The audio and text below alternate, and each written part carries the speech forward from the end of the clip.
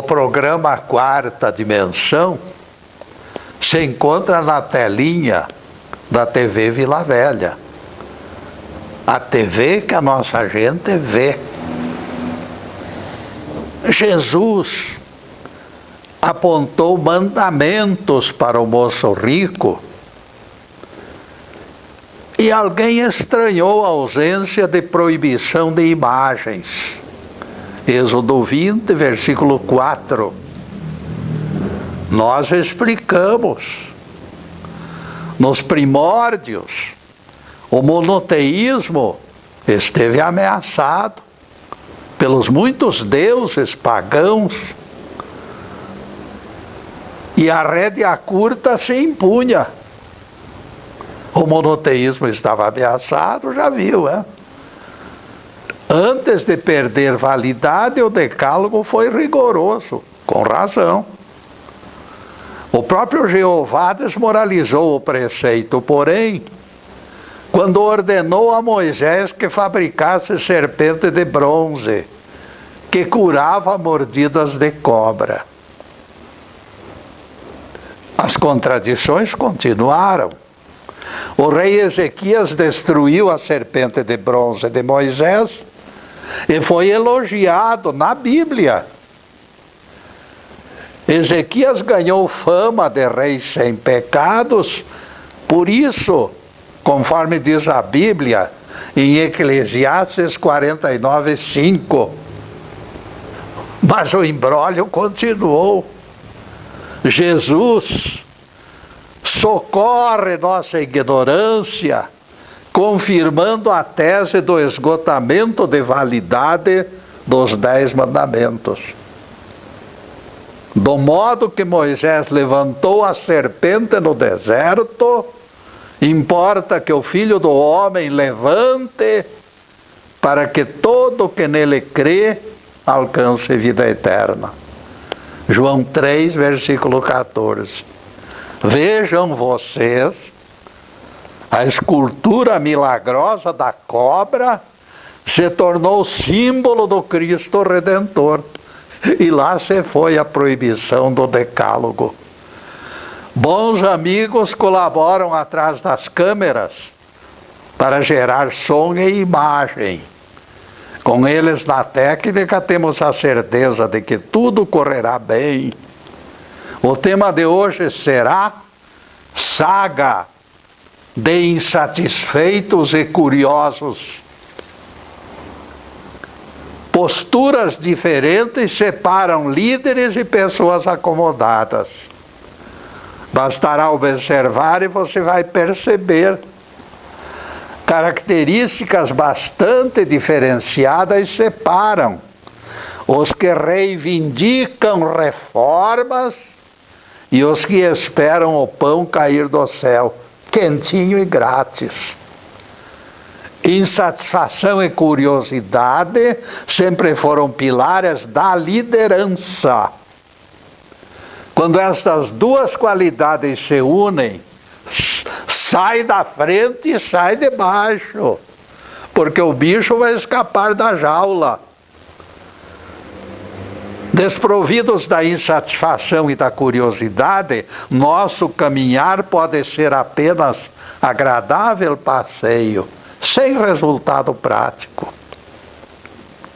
Desprovida da curiosidade, a insatisfação nos levaria a ferir a testa no muro de lamentações de Jeremias, lá em Jerusalém, tentando até a absolvição dos nossos pecados, imagine só. Reunidas, porém, insatisfação com curiosidade, elas se tornam alavancas. Todas as descobertas já realizadas no planeta foram obras destes curiosos benditos que jamais interromperam tarefas antes de completá-las.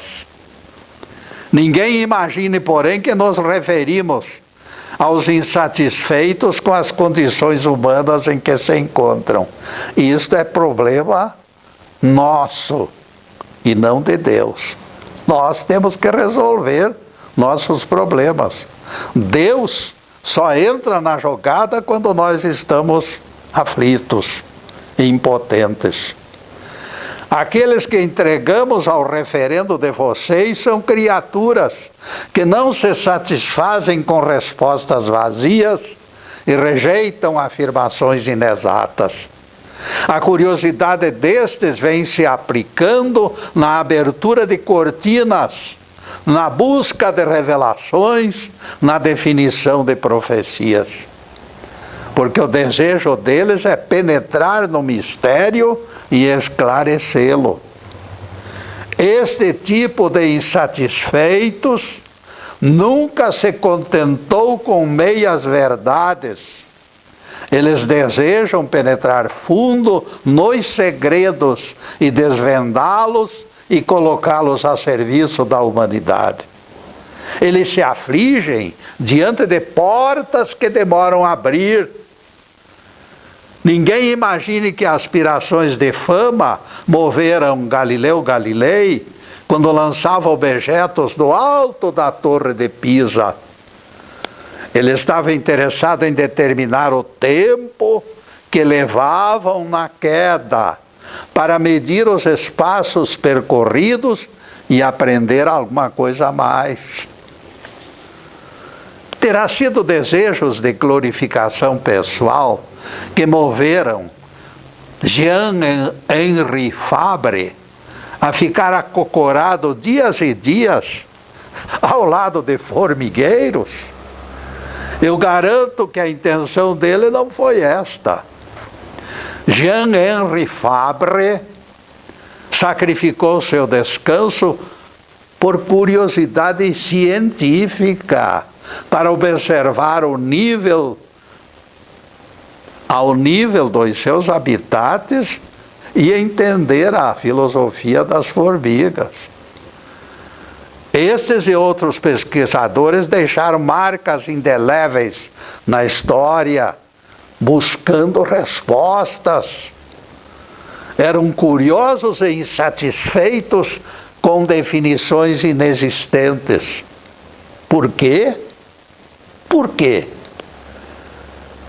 Enquanto cada porquê não alcançar resposta, eles continuarão se expondo até que a ciência alcance esclarecimento para todas as dúvidas.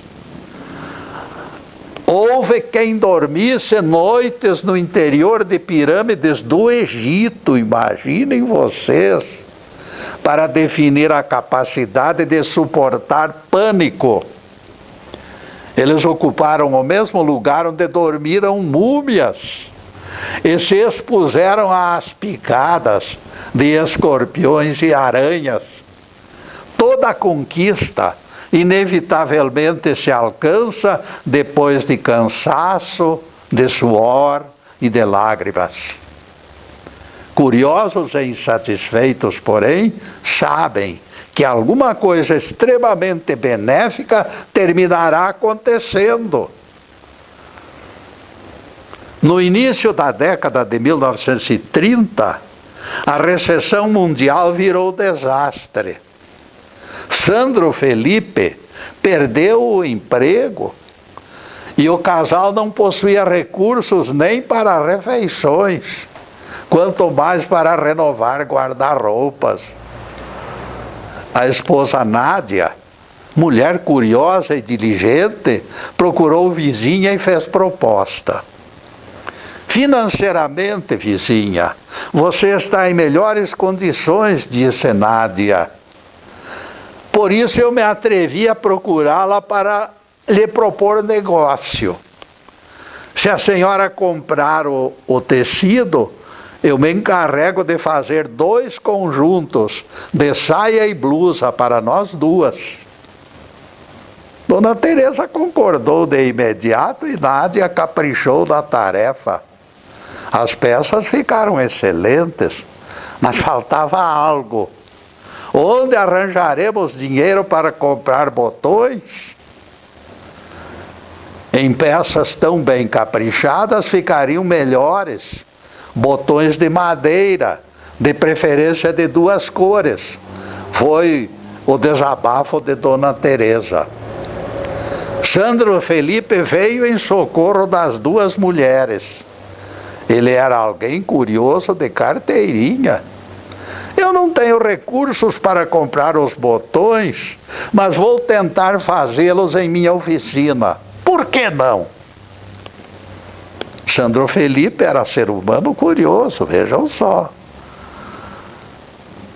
Pedaço de mogno vermelho escuro foi usado na experiência para combinar com partes da fazenda. Madeira branca foi mais fácil de encontrar. E aqueles botões fabricados em casa forneceram efeito agradabilíssimo depois de aplicados nas peças prontas. Foram aprovados e elogiados pelas 2 famílias. Sandro Felipe, movido por curiosidade insaciável, modelou os botões de tal maneira que ficaram, vamos dizer assim, perfeitos. Quando Nádia passou pela frente da loja, o proprietário perguntou: onde estes botões foram comprados, senhora? Meu marido os fabricou, respondeu ela. Dias passados, Sandro Felipe foi convidado a comparecer naquela loja para combinar encomenda de botões. Dali para frente, as dificuldades financeiras terminaram.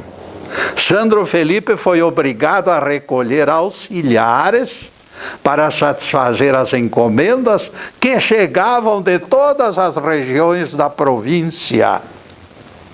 Tendo perdido o emprego, aquele homem podia se acomodar como enjeitado da sociedade e pedir auxílio do governo. Insatisfeito com a miséria, porém, sua mente curiosa foi à luta. Existe algo muito importante neste imbróglio.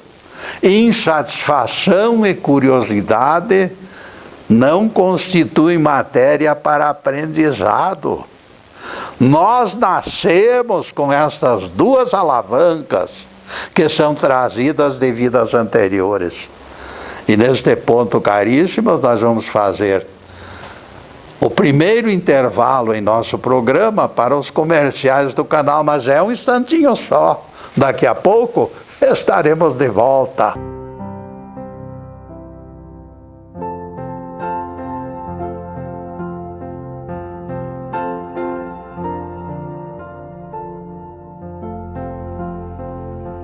Já estamos no segundo bloco do programa Quarta Dimensão. Por gentileza de bons amigos, nosso site está na telinha e convidamos vocês para acessá-lo. E ninguém deixe de visitar o YouTube. 209 palestras disponíveis. Dentre tais palestras, corre lá na frente: Jesus ordenou o trabalho no sábado, que clareia enigma da Bíblia. Apelamos para que também você colabore conosco nesta cruzada de divulgação das Escrituras, desprovidas de algemas. Pergunta importante, continuamos fazendo e a resposta não chega. Por que Jesus, com toda a sua pureza ética, ordenou violação do sábado? Em nossa palestra explicamos por quê. Assista e você verá. O programa Quarta Dimensão é gravado nos estúdios Fernando Martins e é transmitido pelo Facebook Live TV Ponta Grossa. Nossos agradecimentos ao Fernando e ao Zube, que nos oferecem ótimas condições para a divulgação dos evangelhos.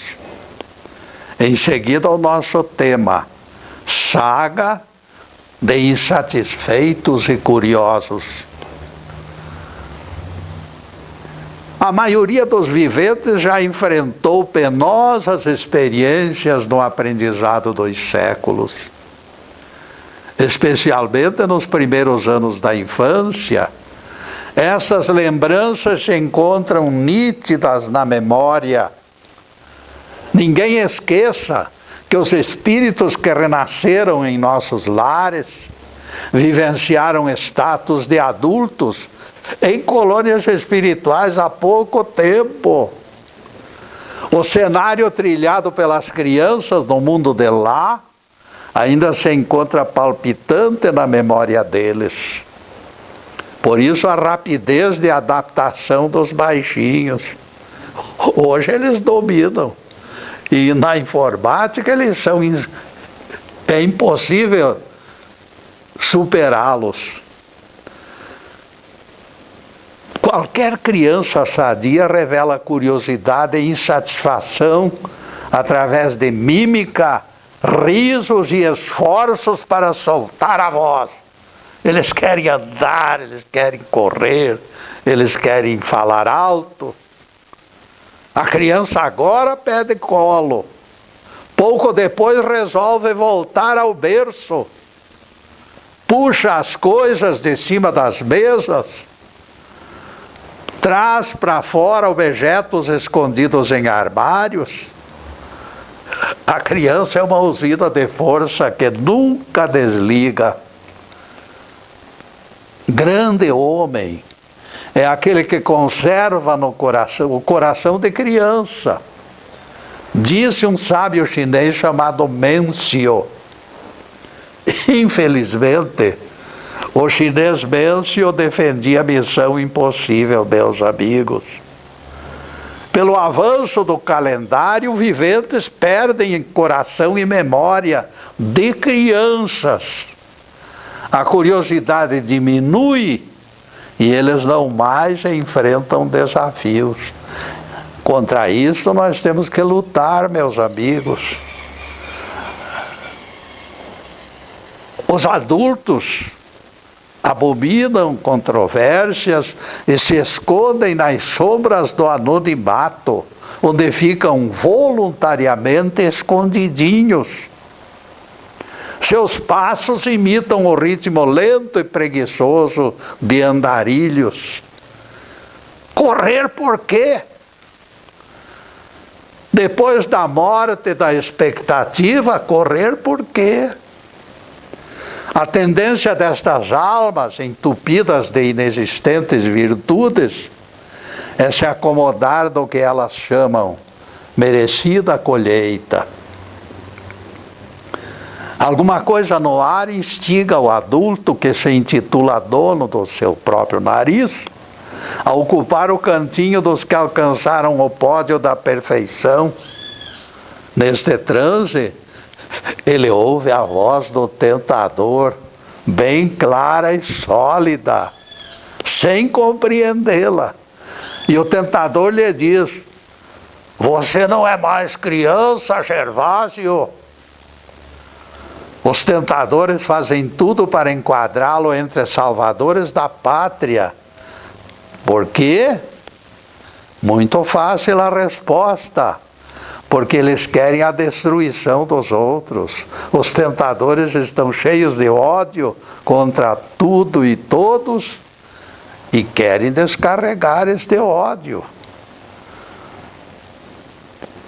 Entre pregadores, meus amigos, existem também figuras que estão por aí tipificando exemplares. A pretensão desses proprietários de igrejas é tão grande que o mestre já profetizou até a defesa deles lá no juízo final. Jesus profetizou cada palavra deles como advogados da própria defesa. Acaso não profetizamos em teu nome, Jesus? Em teu nome não expulsamos demônios? Em teu nome não fizemos tantos milagres? Mateus 7, versículo 22, está lá. Há 2000 anos, todavia, o Nazareno já antecipou as palavras com que os vai desmascarar. Elas se encontram também no Evangelho de Mateus. Nunca vos conheci, bradará o Cristo juiz. Afastai-vos de mim, vós que praticais iniquidade.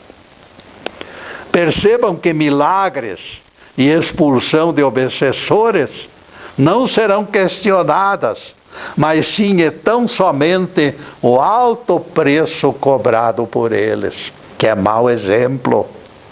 A cobiça marcará sua presença como vilã.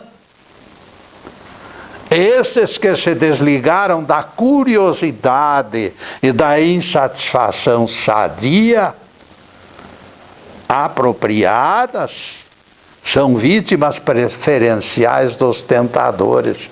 E os tentadores vivem por aí, de orelha em pé e olho bem aberto. Eles imaginam e se iludem de que pregam para número elevado de nações e exageram nos percentuais de ovelhas convertidas. A troca do idealismo pela cobiça talvez seja a camisa de força mais poderosa, porque introduz a soberba.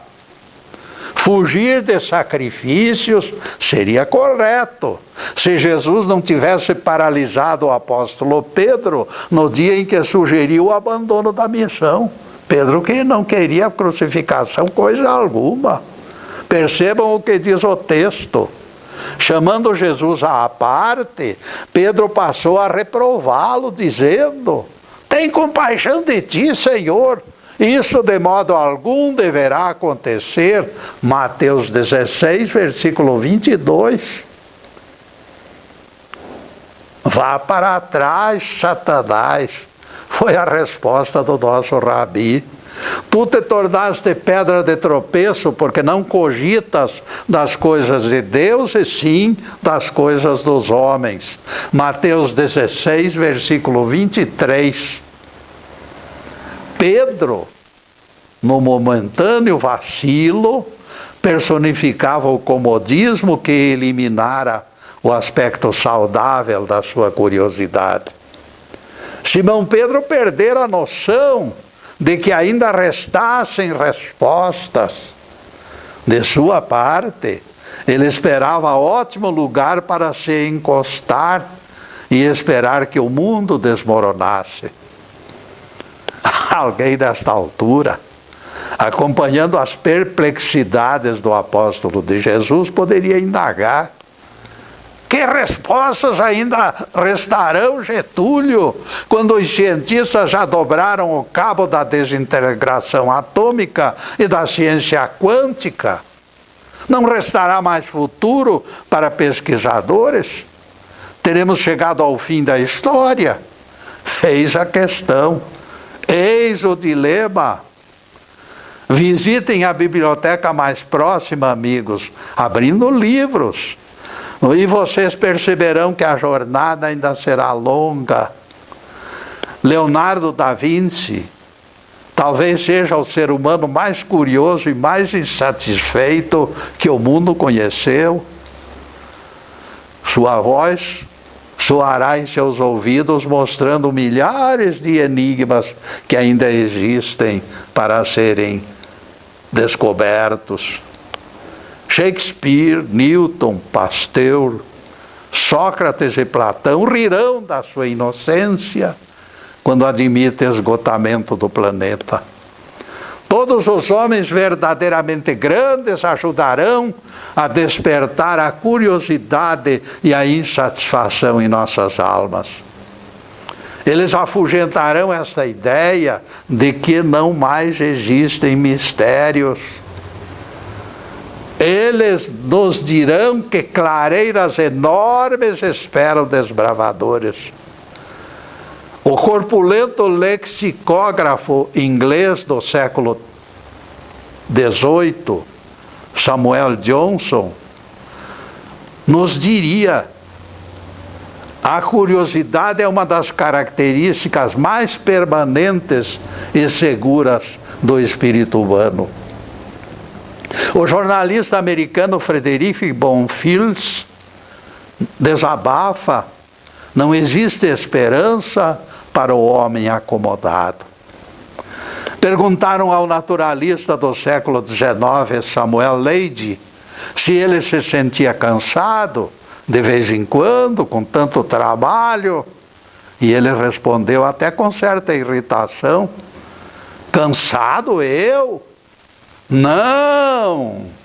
Enquanto existir verme intestinal para descobrir o mistério de osso fossilizado, eu nunca me cansarei.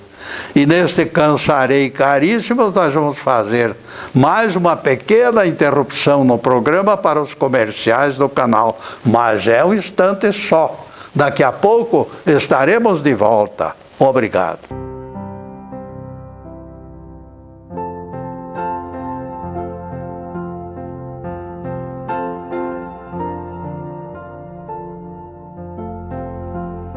Estamos retornando com o programa Quarta Dimensão, terceiro bloco.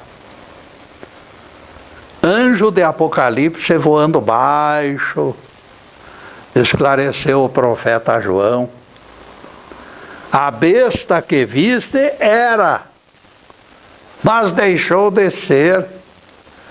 Ela vai subir do abismo e será destruída.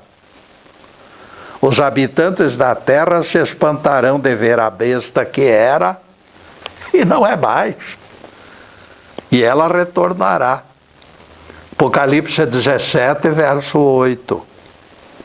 Vejam que a besta, ao emergir do abismo da ignorância, perdeu malignidade. Foi destruída como besta e progredirá agora como ser humano. Normal, de carne e osso. Ninguém confunda esses espíritos de humanos falecidos com os chifrudos da teologia. Estes são ensinados e redimidos pelo Cristo interno e perdem malignidade pelo aprendizado das muitas vidas. Não passam de humanos transviados temporariamente. O mal é passageiro, o bem é eterno. Água mole em pedra dura, tanto bate até que fura. Quando entendemos que alguém era besta e deixa de ser, se define a força transformadora da reencarnação. O Apocalipse ensina e nós aprendemos. Podemos cair nos abismos da ignorância e até sermos considerados bestas, mas a escravidão terminará pelo conhecimento da verdade. O homem mais perverso do mundo será líder das trevas, enquanto ignorante. Mas como tudo é temporário, ele ficará livre num determinado dia. Aprendemos em Apocalipse que a besta é mutante. A besta era e já não é mais, diz o profeta João. E depois desse pinguinho de doutrina, a continuação do nosso tema, saga de insatisfeitos e curiosos. A resposta do naturalista Samuel Leidy mostra que a curiosidade elimina cansaço. Será de bom alvitre esclarecer algo pertinente. Opiniões devem ser aproveitadas somente após análise profunda. Assim como ninguém arrisca viajar de avião sem paraquedas, não será prudente difundir teorias sem análise prévia. Despencar das alturas das nuvens ou perder credibilidade, com os pés ao nível do chão, as duas alternativas são igualmente indesejáveis. Valerá manter os olhos vivos e curiosos, para jamais pagar mico. Como exemplo de distração, eu me lembro de pregador que se aproximou de jovem vaqueiro numa fazenda aqui mesmo do Paraná Moço, ele disse, você sabe que Jesus desceu aos infernos depois da crucificação e lutou com Satanás? Na minha Bíblia, respondeu o vaqueiro com sobras de entendimento, está escrito diferente.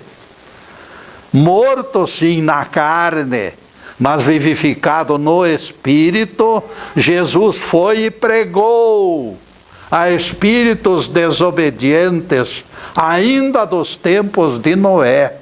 1 Pedro 3, versículos 18 a 20. O pregador que negava o Espírito, ele dizia que Espírito não existia, não cedeu por vencido. Agarrou a Bíblia das mãos do rapaz e leu o texto. Não pode ser, terminou dizendo. Nada existe além do corpo físico, nós sabemos pela minha religião. O fôlego de vida se vai quando alguém morre e a consciência desaparece. Ele não participa mais de coisa alguma na terra. Outra vez sua Bíblia está diferente da minha, disse o vaqueiro. Na minha Bíblia o espírito é superior ao corpo. Vou ler um texto para que o Senhor aprenda comigo. Assim como o corpo sem espírito é morto, assim a fé sem obras é morta. Tiago 2, versículo 26. O vaqueiro que não tivera recursos para estudar, vencera o saduceu universitário. O modesto vaqueiro, embora ofuscado pela figura elegante do religioso, bem trajado, de gravatinha, tudo, de repente venceu aquele pobrezinho. Escute meu conselho, caríssimo pregador, fuja de tais situações vexatórias. Antes de sair por aí dando mancadas, use a curiosidade e estude mais, porque está faltando isso para você. Não vale a pena se arrastar algemado em doutrina que não lhe proporciona empolgação. Se a sua religião marcasse o rumo da sua preferência, a sua curiosidade aguçada o tornaria fervoroso estudante, e não ocorreria estas mancadas que você, infelizmente, nos proporcionou há pouco. Se intitular pregador é facílimo, é só pegar uma Bíblia e sair por aí. Difícil é debruçar a cabeça sobre livros, madrugadas inteiras na busca de entendimento, sem acólito nem professor. Estes são guiados apenas pela bússola da curiosidade. Seguir trilhos é coisa de trem de ferro, incompatível com a curiosidade e o livre-arbítrio. Todos preferem ser cabeças de elefantes, bicho grande, em plano elevado pelas trombas enormes. Eu me sinto tranquilo como cabeça de formiga, rente ao chão, na posse de plena liberdade. Curiosidade sem fronteiras nos move. Insatisfação nos abre os olhos. Todos nasceram para rasgar estradas novas. Por isso não aceitamos pratos feitos, pratos prontos. Alguém irritado nos questiona: Getúlio, você prega a Bíblia e sabe muito bem que a Bíblia é prato feito. Há inúmeros milênios. O texto das Escrituras vem atravessando séculos. Você não vê contradição na recusa em aceitar pratos prontos quando você mesmo é pregador da Bíblia? Eu respondo com alegria ao telespectador contrariado comigo. É verdade que o prato feito da Bíblia atravessou milênios. Eu sei.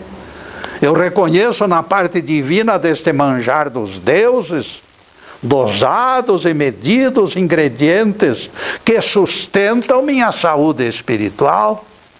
O próprio Jesus apontou sua carne como alimento. O problema, pois, não se encontra na Bíblia, e sim na interpretação. É a versão dos intérpretes que aponta aquele prato pronto, rejeitado pelo bom senso. Petrificaram as Escrituras numa sucessão de ideias de Jerico, ainda do tempo de Constantino, impedindo o livre exame de curiosos pesquisadores. E isto confundiu religião com hábito. Ninguém se agrada defendendo o feixe de ideias preparado por outros sem aval da consciência. Garoto que eu conheci na infância me perguntou a Alhures: Getúlio, você não acha estranha essa ideia de Satanás criado para eterno mal, como Deus do inferno? Não é estranho, porque ele é ser humano, encarnado ou não. Ele é ser humano, como qualquer de nós. O Criador jamais praticaria tamanha violência de conceber alguém eternamente maldoso. Isto é um verdadeiro crime. Ele, o satanizado, Pedro, por exemplo, foi satanizado, certo dia, é de carne e osso e se sataniza ao praticar maldades. Tudo que nós fizermos de mal, de repente nós satanizamos. Vivos ou mortos, sempre que cometemos transgressões, personificamos Satanás e nos tornamos temporariamente filhos do mal. Como escreveu o apóstolo João: aquele que pratica transgressões procede do maligno. João 3, verso 8. Nós fomos criados para evoluir e nos tornarmos espíritos perfeitos, mas prevaricamos e o peso do karma nos aprisiona. Jesus disse: não sairás dali enquanto não pagares o último centavo. Quando nossos espíritos nasceram das mãos do Criador, éramos anjos inocentes, mas ignorantes. Quando o pecado nos alcança, nós nos tornamos anjos maus. Se Satanás existisse, os próprios fundamentos da Bíblia estariam comprometidos. Porque a Bíblia diz: todo o poder me foi dado na terra e nos céus. Mateus 28, versículo 18. Palavras de Jesus já investido na autoridade de Cristo planetário. Como poderia ter vazado de contrabando tanto poder para o maligno, se a Bíblia diz que todo o poder foi entregue ao Cristo e a Deus? E daí, meus amigos? E daí que agora nós vamos fazer mais uma pequena interrupção no programa para os comerciais do canal, mas é um instantinho só. Daqui a pouco estaremos de volta.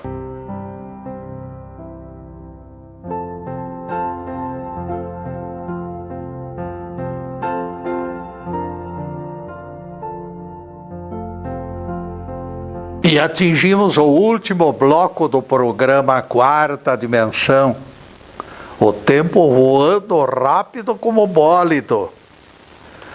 E nunca esqueçam sexta-feira como nosso dia de encontro. A partir das 15h30 da sexta-feira, páginas da Bíblia e do Evangelho têm sido focalizadas aqui, sem algemas. Para a próxima sexta, já estamos elaborando outro tema em idênticos moldes. Em seguida, os últimos questionamentos sobre o assunto de hoje: saga de insatisfeitos e curiosos. Se acreditássemos no enganoso conflito entre Deus e o maligno, como explicaríamos notícia bíblica de que Deus é dono dos poderes? Vocês acham que Jeová socorreria o adversário, fornecendo-lhe parcela extra de poder? Para cada alma acolhida, 2 irão para planetas inferiores, no próximo juízo final, conforme o profeta Zacarias. Somente quem é destituído de curiosidade e não se desgosta de respostas vazias, possui suficiente insensibilidade para crer na vitória do mal, na própria luta do mal contra o bem. As trevas vencendo a luz representaria calamidade, 2-1. O maligno ganhando partida de Deus por 2-1 abalaria o equilíbrio do universo. Não há mais o que fazer. A partida terminou, diriam os céticos, escarnecendo das verdades eternas. A vitória das forças do mal teria sido conquistada por toda a eternidade, na opinião deles, não na minha. Vejam só. Nossa concepção de que tudo é temporário, que o mal é a ignorância e que a redenção acontece por etapas, abafa o choque. Deus também é Deus dos transgressores, e eles gozarão ilimitado tempo para o aprendizado. Mas Deus não é Deus de demônios. Não, não. A evolução corrigirá todas as arestas da ignorância através de muitas vidas em planetas inferiores, onde haverá pranto e ranger de dentes.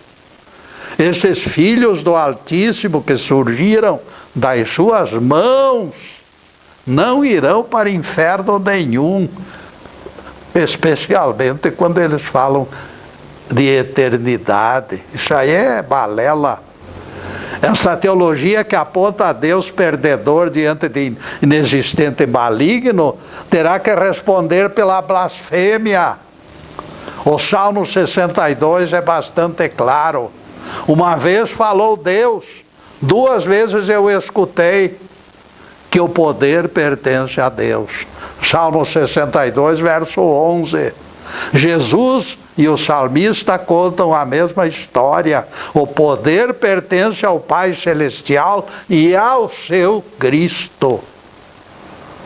Este poder também é entregue aos seres humanos, na intensidade e na medida exata da vontade divina, para que haja progresso espiritual, quando essa é a necessidade.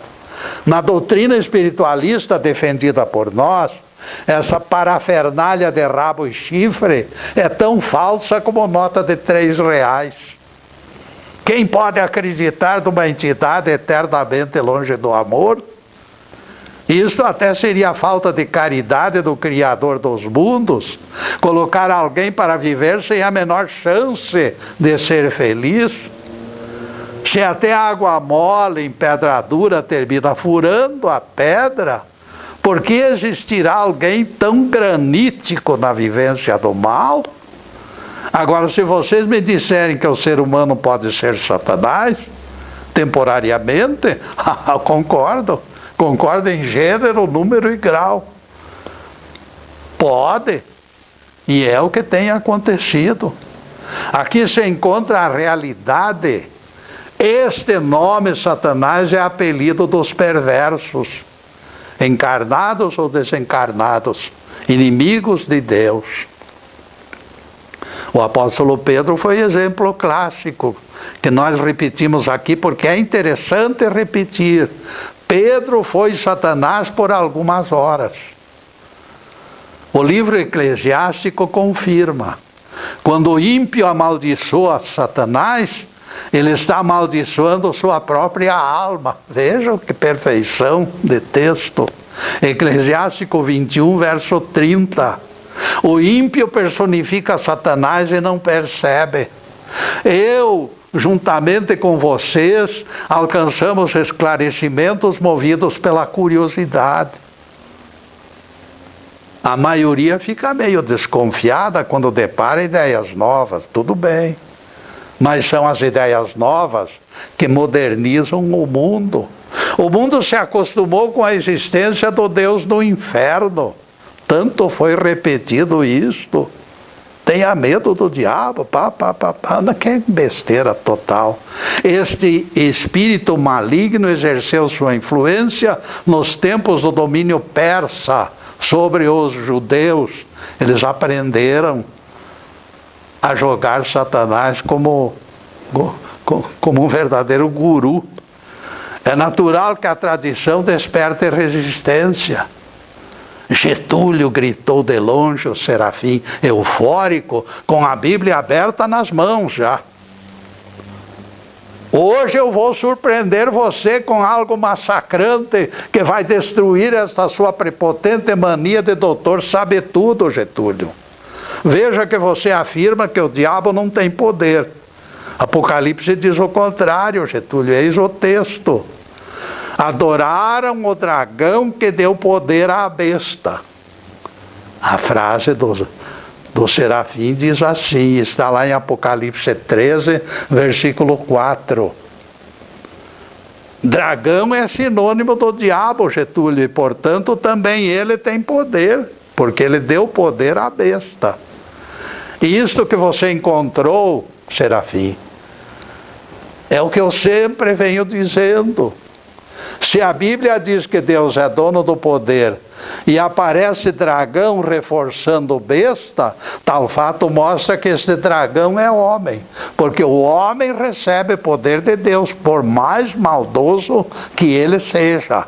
Aos seus herdeiros Deus entrega ferramentas, Serafim, porque essas ferramentas são dadas para o progresso dele. Ele vai aprender com o mal que ele pratica, porque o mal reverte contra a pessoa que pratica o mal.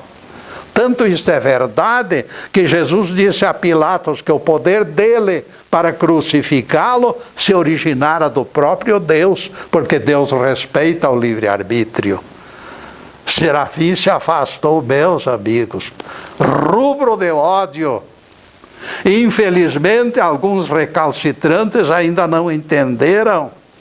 Não seríamos dignos de respeito se vivêssemos como rabos de foguetes nas mãos de catedráticos mais ou menos idealistas. Mais ou menos. Um só é vosso mestre, foi lembrete de Jesus. Foi grande o nosso desejo de espalhar sementes em prol do aprendizado libertador, caríssimos. Declaramos a nossa adesão incondicional ao Evangelho puro do nosso eterno Rabi Galileu. Este é o sentido impresso em nossa palestra de hoje. Esperamos ter alcançado consciências e corações. Muito obrigado a todos. Louvado seja Deus. Que o Senhor nos abençoe e nos guarde. Que o Senhor faça resplandecer o seu rosto sobre nós e tenha misericórdia de nós. Que o Senhor sobre nós levante o seu rosto e nos dê a paz. Louvado seja o nosso querido Deus Pai. Louvado seja o santo nome de Jesus, o nosso Cristo. Obrigado, meu Deus. Obrigado, Jesus. E para vocês, meus amigos, além desta câmera, que a paz, a tranquilidade, a alegria, a prosperidade, saúde, tudo de bom aconteça na vida de vocês. Mas acima de tudo, meus amigos, amor no coração. Porque o amor é o alicerce de todas as conquistas humanas. Muito obrigado, meus amigos, e boa noite.